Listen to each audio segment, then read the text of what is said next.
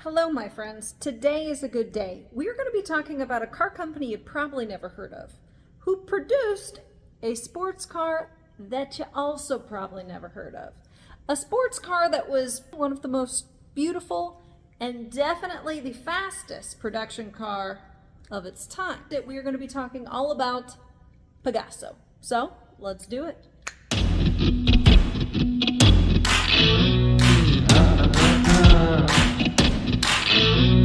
Now, if you are unfamiliar with this channel, welcome. Automotive history and cars is my hobby. If you like that kind of thing too, press like, press subscribe, and if you don't, that's fine. Founded in 1946 in Spain. Now that's post-World War II, which means limited resources and limited supplies. However, still a very big demand for transportation. A lot of countries were just trying to get their people back on wheels. When founded, Pegaso did not have sports cars on the mind. They were manufacturing sturdy trucks, buses, armored vehicles, tractors, all those utilitarian vehicles.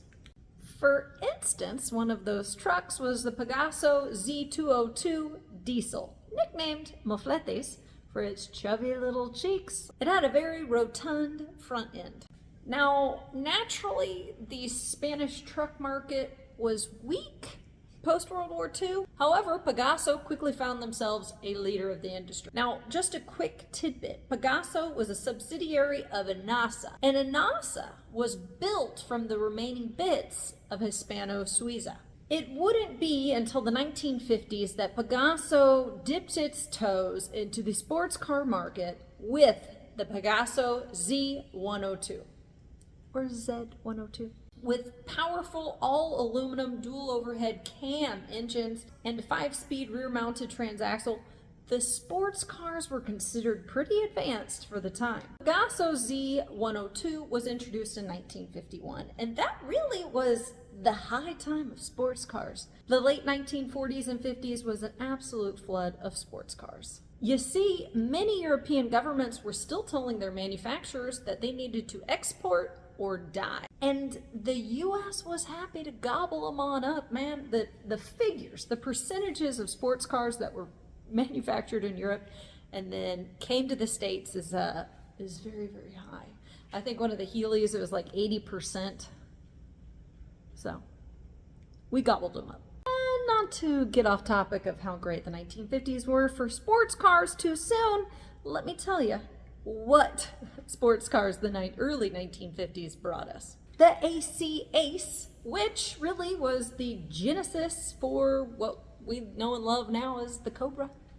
The Austin Healey 100, the BMW 507, the Sunbeam Alpine, the Corvette, which many tout or claim as being the first American sports car, the Mercedes-Benz 300 SL, the XK 140, successor to the 120, you know, my love, my life. The 50s were good times for four wheels. But let's continue on and the Pegaso Z-102's storyline. The Z-102 was the fastest production car sold in 1953 with a claimed speed of 155 miles per hour. The sports car entered production with a 2.5 liter engine, but would later use a 2.8 liter and 3.2 liter dual overhead cam Desmodromic 32 valve V8 with 360 horsepower, with multiple carburetors or an optional supercharger. Power ranged from 175 horsepower to 360 horsepower and was sent to the rear wheels through a 5-speed gearbox with gear-driven camshafts.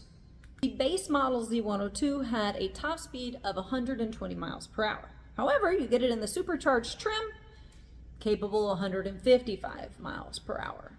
The Z-102 was manufactured with a pressed steel chassis coupled with an alloy body. Most everything for the cars was produced in-house at the Pegaso factory in Barcelona. The original design of the Z-102 was penned by Wilfredo Ricard, Chief Technical Manager of Pegaso, who also was formerly Chief Engineer at Alfa Romeo. That's a lot of chiefs. Interesting thing about Ricard is that he was initially and briefly hired by Studebaker post-World War II. But right before he headed over to the States, he was enticed by the proposal to lead the creation of this Spanish automotive manufacturer, Pegaso. It's like, dang, it's kind of fun to think about what would Studebaker have churned out if they had Reichert as a chief engineer. He was widely recognized as one of the most talented engineers in his day.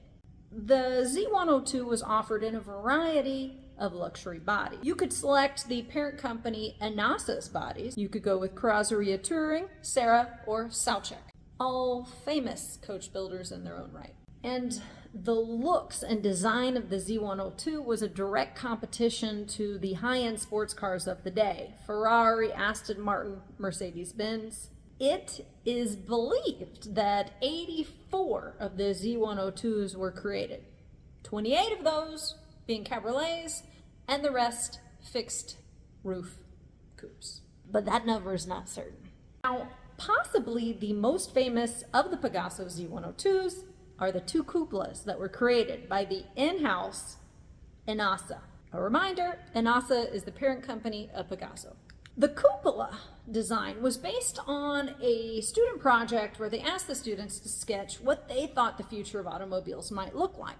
And then they combined all of those sketches to create the cupola design. They gathered all these sketches up, put them into one sort of, and what they had was a very futuristic car. Now keep in mind what was going on at the time. What was all the hype? UFOs and flying saucers. It was so aptly named cupola for its striping dome or cupola-shaped rear window.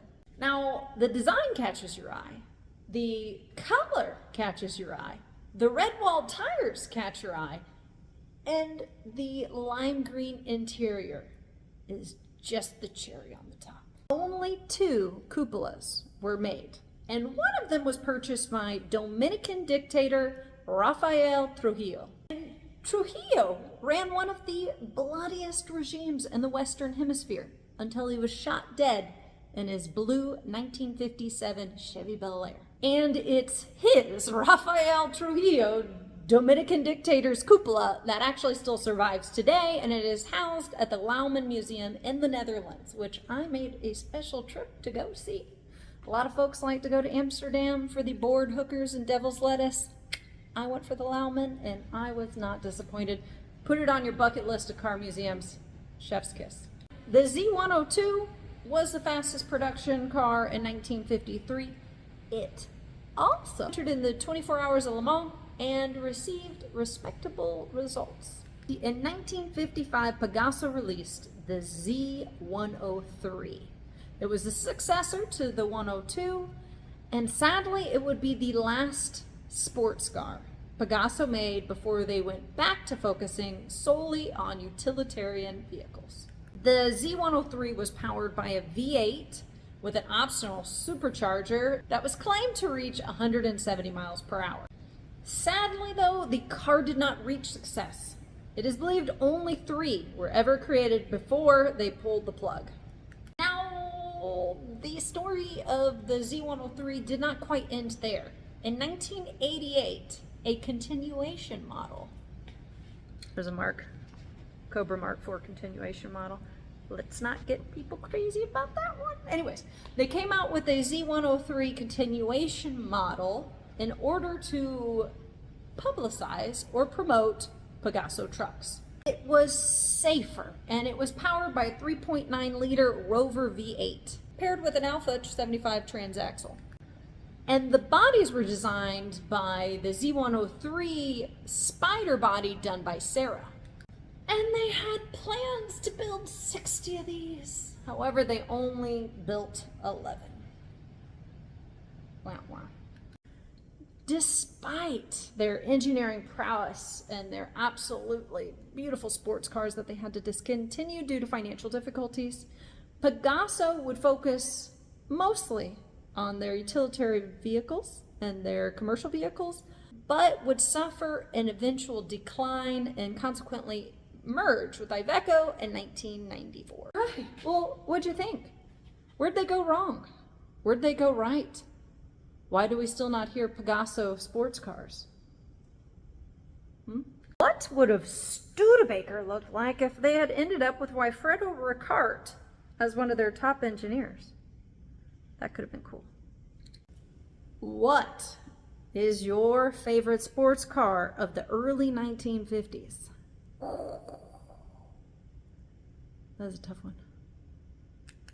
All right, guys, that is it. If you like this kind of thing, press subscribe, press like, and if you don't, well, that's cool too. I'll see you next week with another automotive history video.